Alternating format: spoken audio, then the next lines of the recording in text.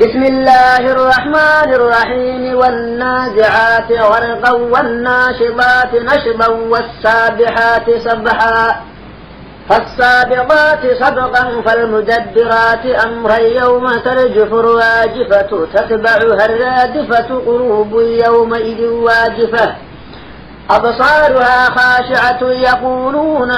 إنا لمردودون في الحافرة أإذا كنا عظاما نخرة قالوا تلك إذا كرة خاسرة فإنما هي زجرة واحدة فإذا هم بالساهرة هل أتاك حديث موسى إذ ناداه ربه بالوادي المقدس طوى اذهب إلى فرعون إنه بغى فقل هل لك إلى أن تزكى وأهديك إلى ربك فتخشى فأريه الآية الكبرى فكذب وعصى ثم أدبر يسعى فحشر فنادى فقال أنا ربكم الأعلى فأخذه الله نكال الآخرة والأولى إن في ذلك لعبرة لمن يخشى أنتم أشد خلقا أم السماء بناها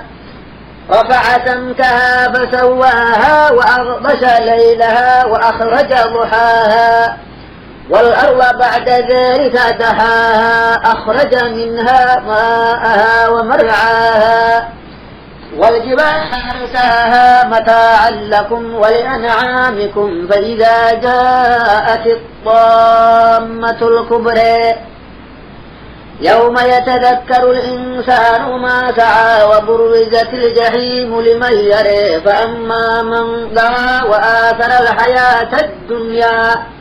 فإن الجحيم هي المأوى وأما من خاف مقام ربه ونهى النفس عن الهوى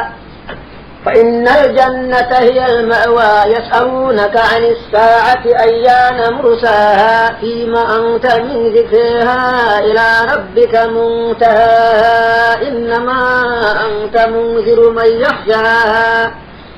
كأنهم يوم يرونها لم يلبثوا إلا عشية أو ضحاها